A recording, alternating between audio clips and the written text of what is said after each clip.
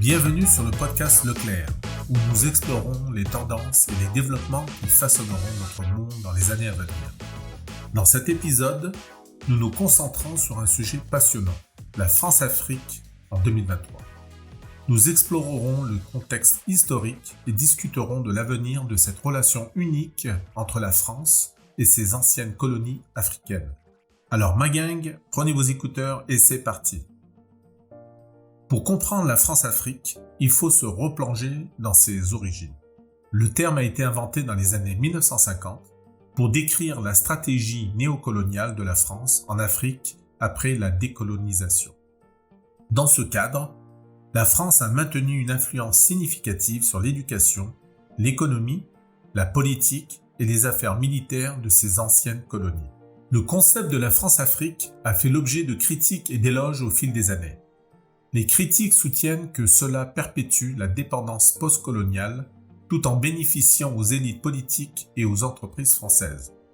D'un autre côté, ses partisans affirment que cela facilite la stabilité, la coopération en matière de sécurité et le développement économique en Afrique. Avance rapide jusqu'en 2023.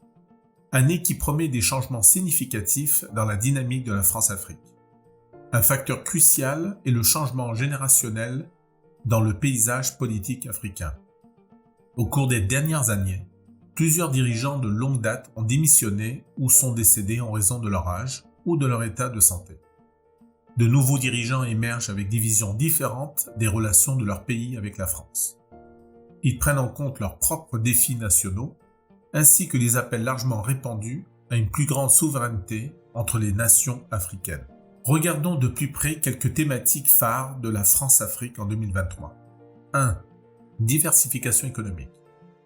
Les pays africains réorientent de plus en plus leur attention des exportateurs traditionnels, comme le pétrole et les minéraux, vers des économies plus diversifiées tirées par la technologie et l'innovation. Alors qu'elles recherchent des partenariats avec des puissances mondiales au-delà des anciens liens coloniaux, la France doit adapter son approche économique tout en garantissant des avantages mutuels.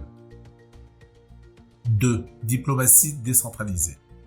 Contrairement à leurs prédécesseurs, les nouveaux dirigeants africains visent à poursuivre une politique étrangère plus affirmée qui accroît l'engagement avec des partenaires non traditionnels tels que la Chine, l'Inde et les États-Unis.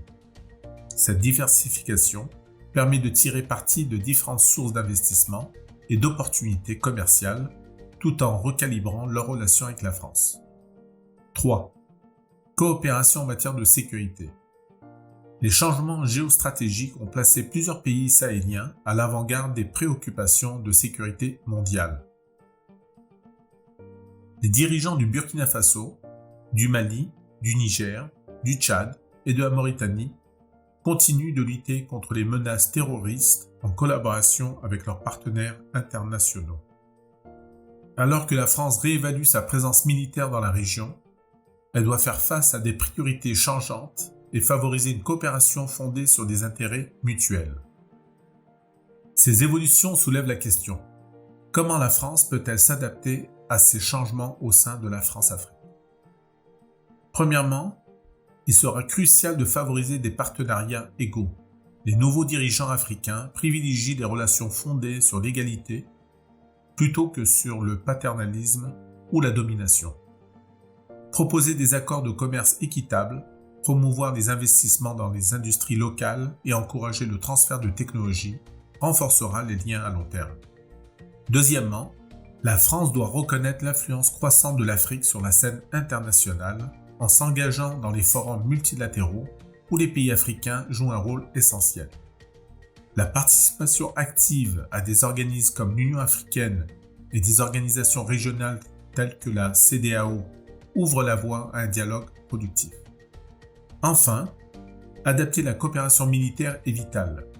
Même si relever des défis sécuritaires reste crucial, tant pour les intérêts français que pour la stabilité régionale, en mettant l'accent sur le renforcement des capacités, les programmes de formation dirigés par les Africains eux-mêmes devraient avoir la priorité sur l'intervention directe ou des approches purement militaires.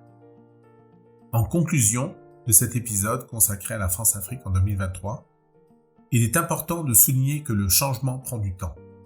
L'évolution des relations entre la France et ses anciennes colonies africaines reflète la détermination de l'Afrique à remodeler son discours vers l'autonomie tout en capitalisant sur les partenariats internationaux bénéfiques pour le développement de ces États.